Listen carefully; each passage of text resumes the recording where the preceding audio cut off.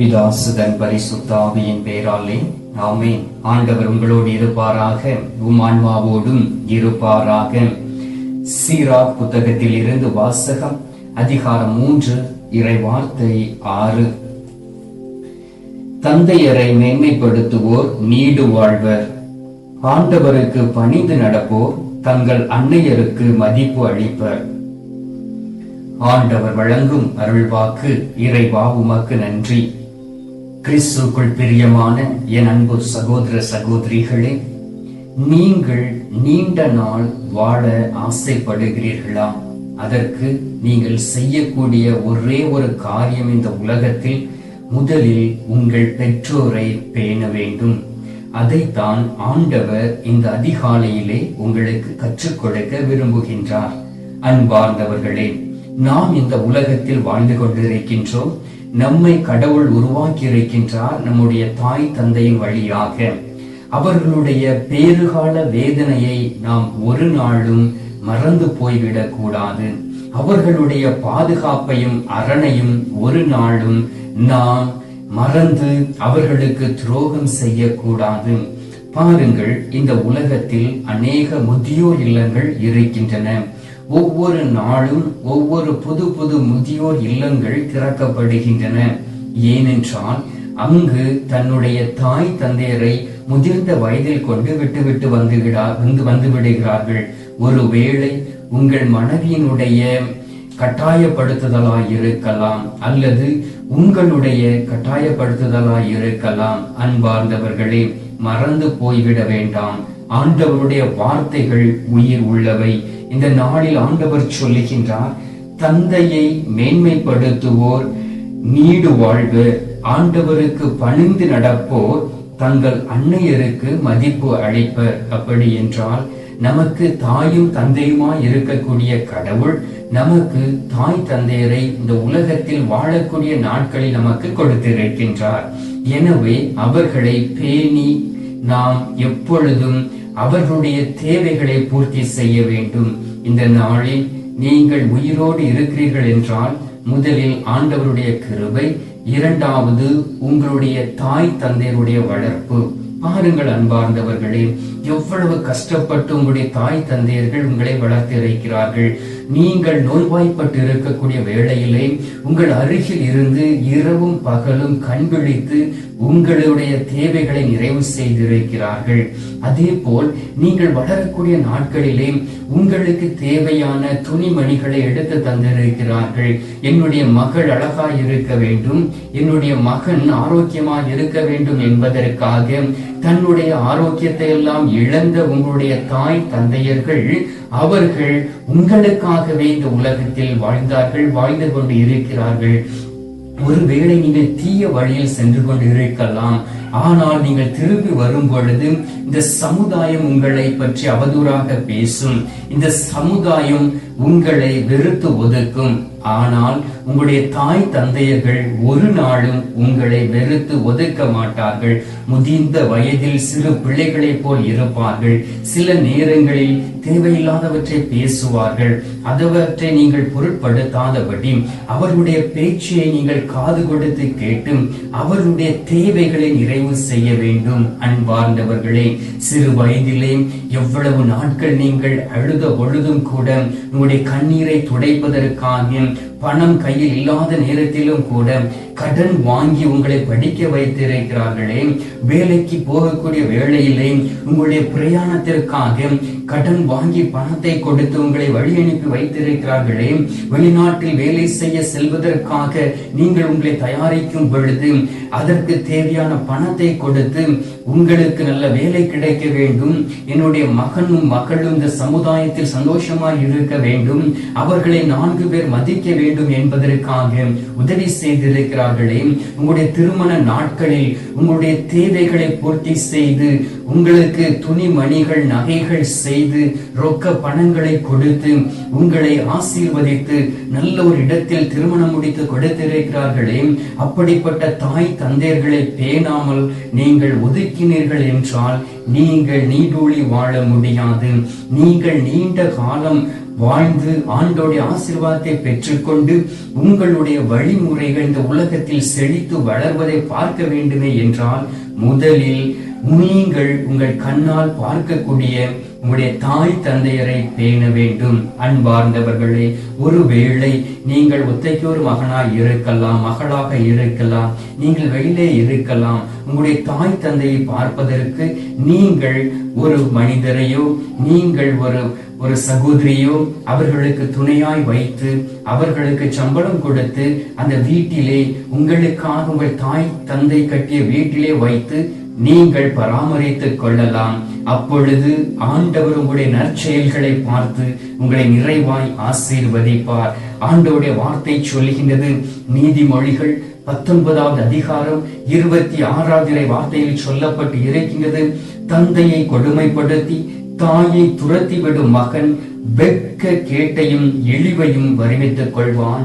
ஒரு தாய் தந்தையரை பாருங்கள், கொடுமைப்படுத்தி அவர்களை துரத்திவிடும் மகனோ மகளோ வெட்க கேடையும் அவமானத்தையும் பெற்றுக் கொள்வார்கள். அவருடைய வாழ்க்கையில் ஒரு நாளும் ஆசீர்வாதம் வராது, அவருடைய வாழ்க்கையில் சந்தோஷம் இருக்காது, அவர்களுடைய வாழ்க்கையில் அவர்கள் ஒரு நாளும் அமைதியாய் வாழ முடியாது.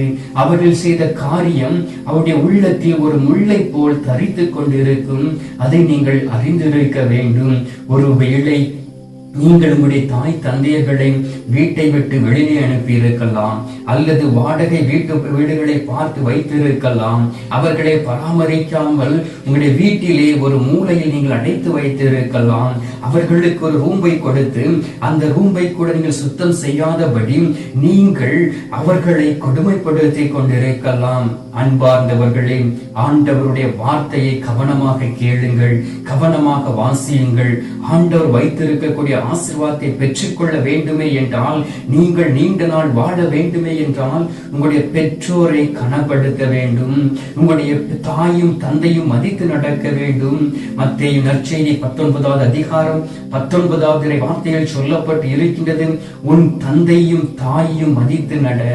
அன்பார்ந்தவர்களே, சில நேரங்களில் நீங்கள் உங்களுடைய வார்த்தைகளை உங்களுடைய தந்தையின் முன்பாக தாயின் முன்பாக உதிர்க்க முடியாமல் மனதிற்குள் வைத்து நீங்கள் அதற்காக காத்திருக்கலாம். உங்களுடைய மனதிற்குள்ளே கெட்ட வார்த்தையினால் நீங்கள் திட்டியிருக்கலாம். இந்த நாளில் ஆண்டவர் உங்களை பார்த்து சொல்லுகின்றார், அப்படிப்பட்ட எண்ணங்களை நீ முழுவதும் அகற்றிவிட்டு என்னிடம் வா, உனக்கு நான் நீண்ட ஆயுளை தருவேன் என்று ஆண்டவர் சொல்லுகின்றார். சீராக்கின் ஞானம் 3வது அதிகாரம் 8வது வார்த்தையில் சொல்லப்பட்டு இருக்கின்றது, சொல்லாலும் செயலாலும் உங்கள் பெற்றோரை மதியுங்கள். உங்களுடைய வார்த்தையினால் உங்களுடைய பெற்றோரை மகிமைப்படுத்துங்கள். இந்த உலகத்தில் இந்த மக்கள் உங்களை பார்க்கும் பொழுது, இவர் இன்னாருடைய மகன் அல்லவா, இன்னாருடைய மகள் அல்லவா, இவருடைய தாயும் தந்தையும் நம்மோடு கூட இருக்கிறார்களே, அவர்களுடைய குழந்தைகளை சிறு வயதில் இருந்தே கண்டித்து வளர்த்ததினால், நன்றாக படிக்க வைத்ததினால், அவருடைய தேவைகளை பூர்த்தி செய்ததினால் இந்த நாளில் ஒரு மேல் அதிகாரியாய் இருக்கிறார்களே, ஒரு மருத்துவராய் இருக்கிறாரே, ஒரு சயின்டிஸ்டாக இருக்கிறாரே, ஒரு கலெக்டராக இருக்கிறாரே, நல்ல ஒரு பொருத்தமான வேலையில் இருந்து தாயும் தந்தையும் கணம் பண்ணிக் கொண்டு இருக்கிறார்களே என்று இந்த சமுதாயம் சொல்லக்கூடிய வேளையிலே அவர்கள் மிகவும் மகிழ்ச்சி கொள்வார்கள். அந்த மகிழ்ச்சியினால் அவர்கள் ஆண்டவரை புகழக்கூடிய வேளையிலே அந்த ஒரு ஆசீர்வாதம் இரட்டிப்பாக உங்களுடைய வாழ்க்கையிலே தங்கும். விடுதலை பயணம் 20வது அதிகாரம் 12வது வார்த்தையில் சொல்லப்பட்டு இருக்கின்றது, உன் கடவுளாகிய ஆண்டவர் உனக்களிக்கும் நாட்டில் உன் வாழ்நாள் எல்லாம் நீடிக்கும்படி உன் தந்தையையும் தாயையும் மதித்து நட என்று ஆண்டவருடைய வார்த்தை சொல்லுகின்றது. அப்படி என்றால் நீங்கள் எங்கு வாழ்ந்து கொண்டு இருக்கிறீர்களோ, உங்களுக்காக உங்களுடைய தாய் தந்தையர்கள் கஷ்டப்பட்டு உழைத்து ஒரு வீட்டை கட்டி வைத்திருக்கலாம், ஒரு இடத்தை வாங்கி கொடுத்திருக்கலாம், அவர்கள் விவசாயம் செய்வதற்கு விவசாய நிலத்தை வாங்கி வைத்திருக்கலாம். அந்த இடத்திலே உங்களுடைய வாழ்நாள் எல்லாம் நீங்கள் மகிழ்ச்சியாக வாழ்ந்து அதில் பயிரிடுவதை நீங்கள் சொந்தமாக்கி கொண்டு அதை உண்டு மகிழ்ச்சியாய் இருப்பதற்காக உங்களுடைய தாய் தந்தையர்களை மதித்து நடக்கக்கூடிய வேளையிலே நீங்கள் நீண்ட நாள் வாழக்கூடிய ஆசீர்வாதத்தை பெற்றுக் கொள்வீர்கள். பாருங்கள், மத்தேயு நற்செய்தி 15:4 சொல்லப்பட்டு இருக்கின்றது, தந்தையோ தாயையோ சபிப்பவர்கள் கொல்லப்பட வேண்டும் என்று சொல்லி சில பேர் என்ன செய்வார்கள் தெரியுமா? தன்னுடைய தாய் தந்தையரை சபிப்பார்கள்.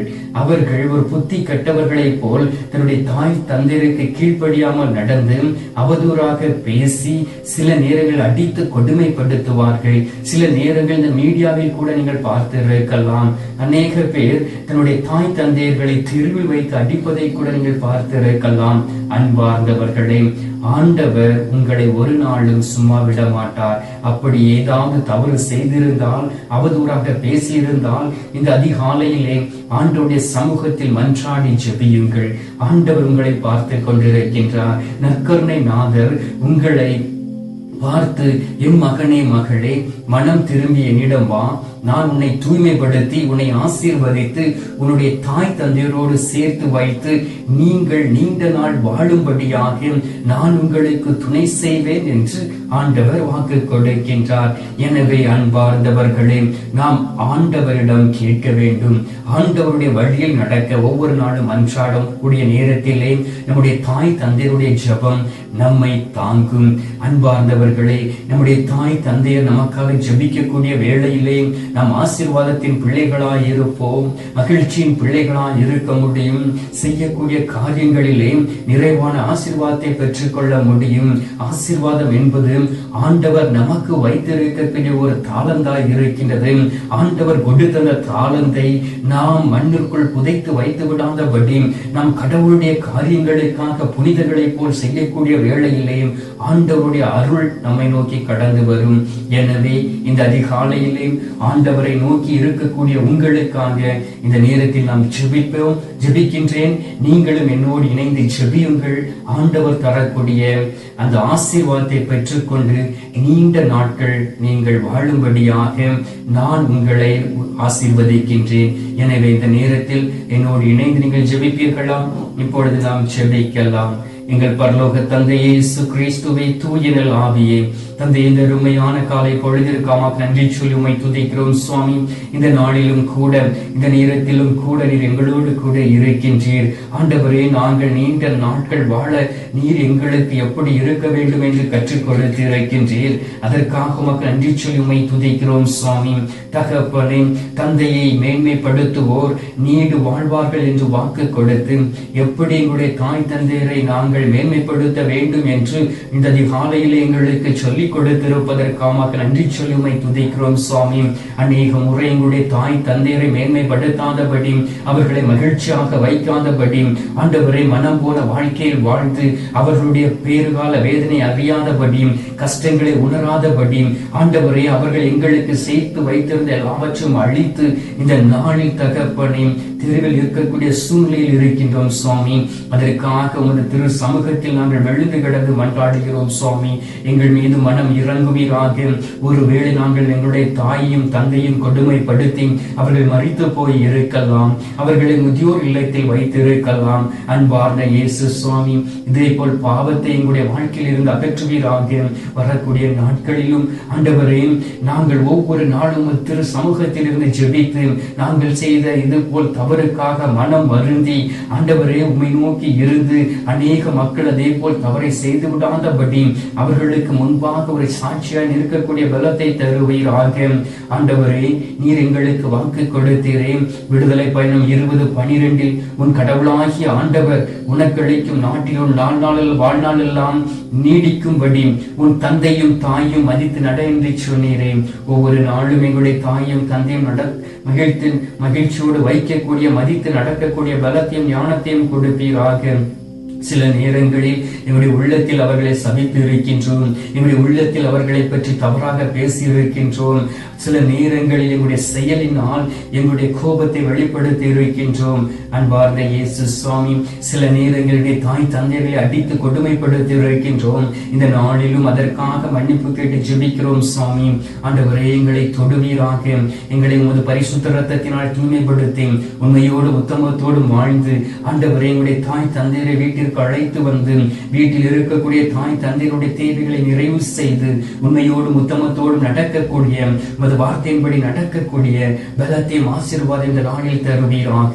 ஆண்டவரே, எங்களோடு கூட தங்கும் சுவாமி.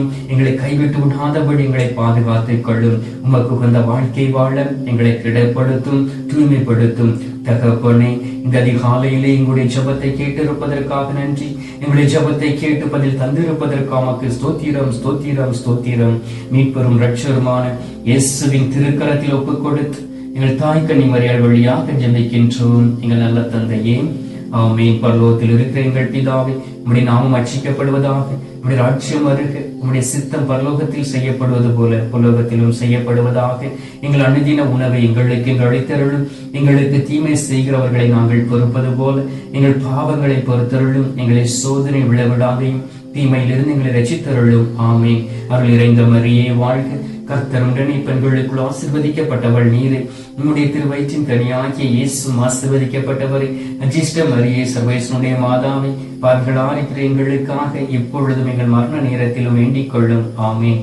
பிதாவுக்கும் சுதனுக்கும் பரிசுத்த ஆவிக்கும் மகிமை உண்டாவதாக, ஆதியில் இருந்தது போல இப்பொழுதும் எப்பொழுதும் என்றென்றும் இருப்பதாக. ஆமென். அன்பார்ந்தவர்களே, ஆண்டவர் நம்முடைய ஜெபத்தை கேட்டிருக்கின்றார், நம்முடைய கண்களை திறந்திருக்கின்றார். எனவே ஒளி படைத்த பிள்ளைகளாய் வாழ, நீண்ட நாள் வாழ நம்முடைய தாய் தந்தையரை பேணுவோம். இந்த நேரத்தில் நற்கருணை நாதர் நமக்கும் நம்முடைய தாய் தந்தையருக்கும் வைத்திருக்கக்கூடிய அந்த நிறைவான ஆசீர்வாதத்தை பெற்றுக்கொண்டு கடவுளுடைய நாம மகிமைப்படும்படியாக சாட்சியுள்ள வாழ்க்கை வாழ்வோம்.